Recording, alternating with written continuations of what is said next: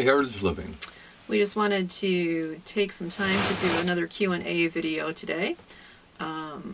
We've had some good questions come in, and we've taken 3 or 4 of them that we want to answer right now.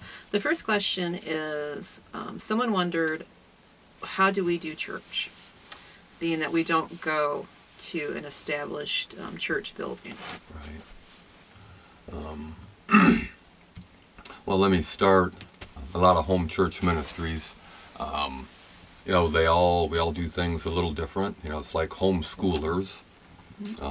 Some folks homeschool, and they bring public education to their home and homeschool that way.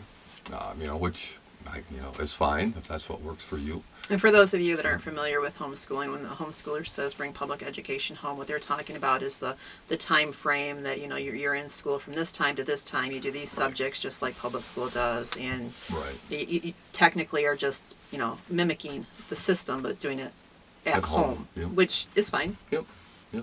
And then there's the other end of that is what they call unschooling, where you really don't have a schedule, and you're learning.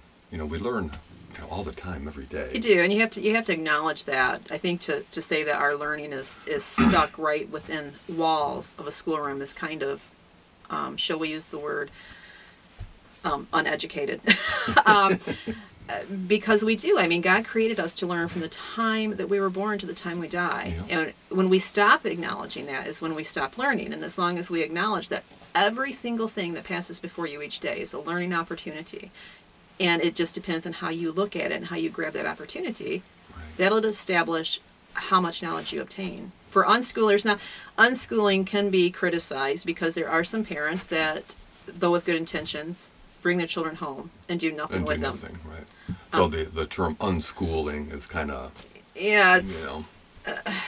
but for true unschoolers, all that means is that every opportunity in each day is a learning opportunity, and it doesn't have to be structured. It's just letting life play out and ceasing on it.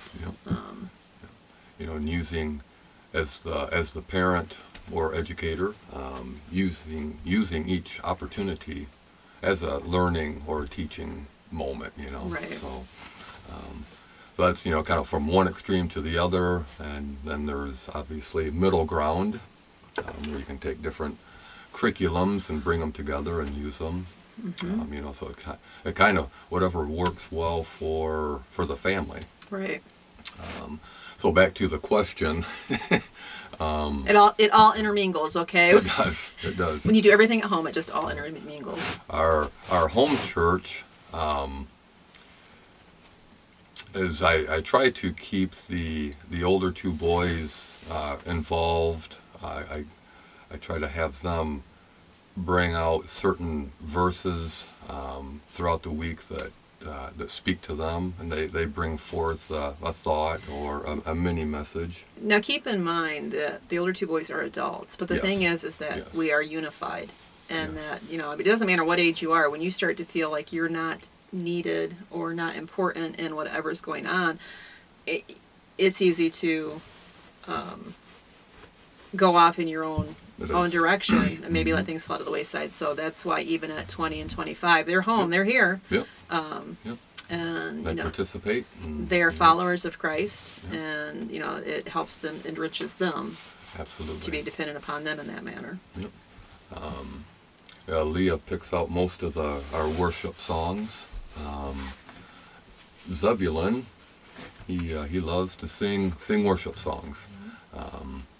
Simeon, he's still pretty young, so he's just kind of going along for the ride at this time. But he's observing, and so he's learning by observation, just as all children do. Yeah. And we have our prayers. I try to bring forth a message. Sometimes good, sometimes not.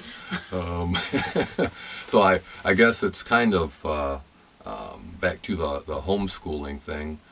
Our family worship at home is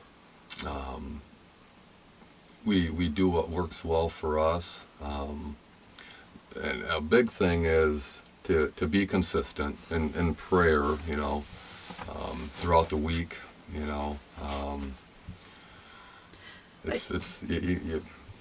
won't go there at this. It's just like school learning, I mean, learning educationally, and your walk with Christ is all the time. It is. It never stops. The old saying, and many of you will know it, just because you stand in a garage doesn't make you a car. Just Right. because you go to a church doesn't make you a Christian. That's right. Your Christian walk is every minute. And, we all fail, we all succeed. I mean, it's an up and down thing. It's the way life is, and you just have to go forward. We need to try to be as consistent as we can. And we don't always succeed the way we want to, so, but we take those moments and times and try to build on those. So the next time is better, more glorifying to the Lord. Right. When we were in church, as we've said in previous videos, we were in church. I mean, we were there every time the doors open, and there is a lot to be said for fellowship of like-minded believers. Yep. Unfortunately, in our situation, it's more difficult where we've been led. We've met a lot of like-minded believers through YouTube and Facebook, of our YouTube page on Facebook, and that's been wonderful because we've been able to fellowship via email and stuff like that. It's not quite the same as getting together and being able to lift up the Lord's name, but it is edifying still nonetheless, and encouraging. Yeah, it is. Just to know that you're not alone. Yeah, But home church is like homeschooling or anything, working from home. Anything you do, you've got to have a vision ahead of you, because if you don't have that vision, your days are going to go by and you're not going to have worked towards that goal. And you have to make yourself be dedicated, even when you find yourself at times not being dedicated. You got to pick yourself up and refocus and go forward. Yep, absolutely. And seems like there's always something that has to be done, the squeaky wheel, but we have to make time. Just got to put stuff into order, prioritize. But I think, the most important thing for anyone considering, if they have any consideration of home churching, that you're doing it for the right reasons. That you're doing it because you feel the Lord leading you to do it. And also, most importantly, is that you have your daily time with God. That 1 day or 2 days set apart each week is great, but you need to be in His Word and glorifying Him every day. Yeah, every day. Absolutely. Anything else on that one? I don't think so. All right. Well, question number 2 was, are we going to do any videos of our cabin? Yes. We actually have been taking footage all along. Right. Our main laptop died about 6 weeks ago, and we lost a lot of footage at that point, but we were able to salvage some earlier, not all of it, but some of the footage, because we still had it on some different hard drives and stuff. But we've got footage. It's not how-to videos by any stretch of the imagination. It's just, kind of documenting what's going on, and randomly. I mean, we haven't set up a camera to just watch the whole time. And I do most of the videoing, and if I can't get away, then it doesn't get too cold. Well, there's been a few days. I think most days I've gone out, in all fairness. You have. I'm just picking on you.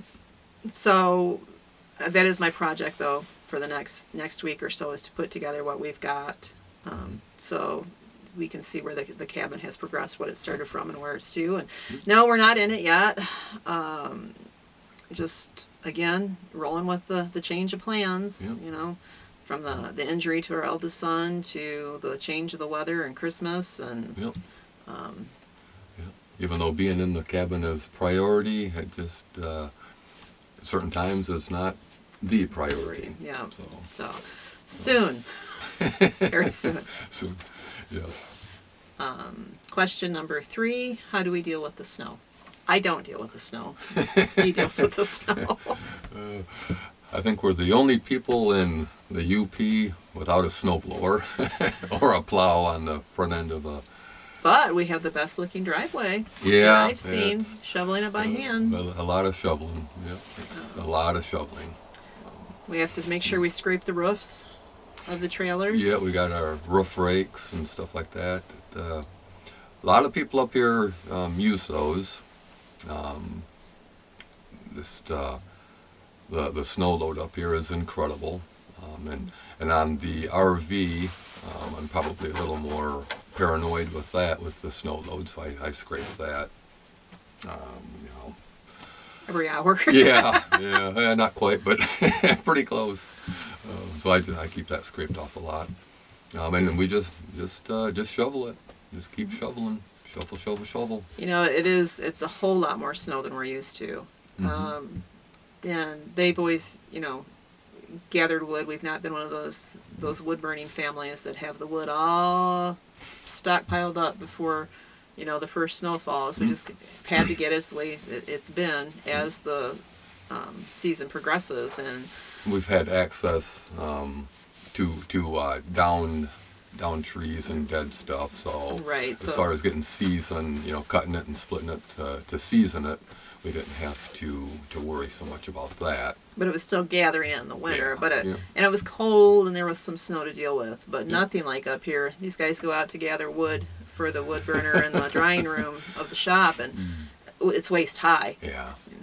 Yep. It's interesting. It's a workout. It is. But you just roll with the punches, I guess, or snowflakes or whatever, And hope you don't trip over any down trees. Right. So that's just shovel a lot. Be careful. Did our creek freeze is another question we get. Oh, right.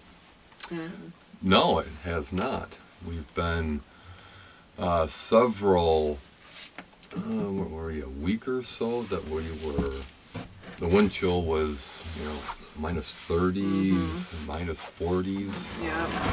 And that Bitter. the creek freezing was a concern. When we first got up here, back in the spring, for the animals. Right. What are we going to do for water with the animals if we don't? For the animals, we certainly didn't want to have to buy bottled water for the animals. And we didn't want to have to haul, once we found the artesian well, we didn't want to have to haul water just for the animals from there, because it's a chore to do it for ourselves, let Right. alone. So anyway, the creek has not frozen. And we're as shocked as anyone else. Yeah. We really expected it to. It's not a very big creek. I mean, it's... Not very fast moving. But flowing water does not freeze. So praise God. Yeah.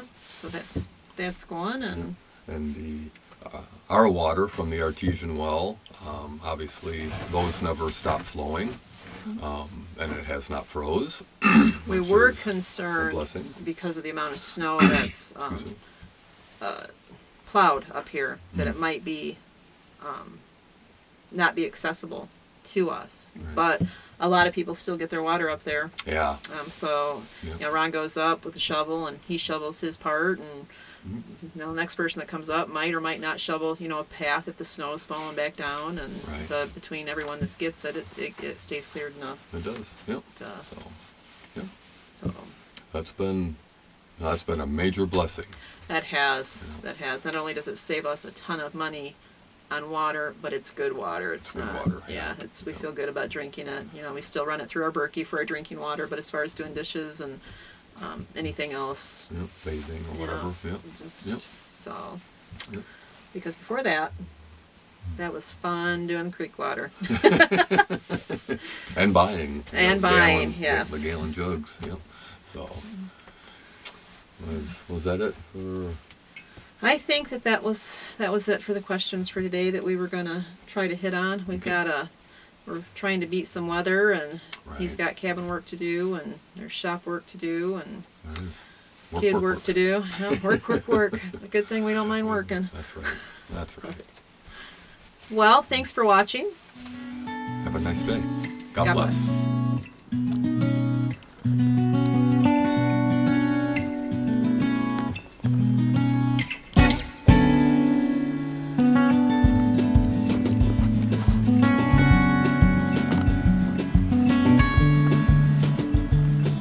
you.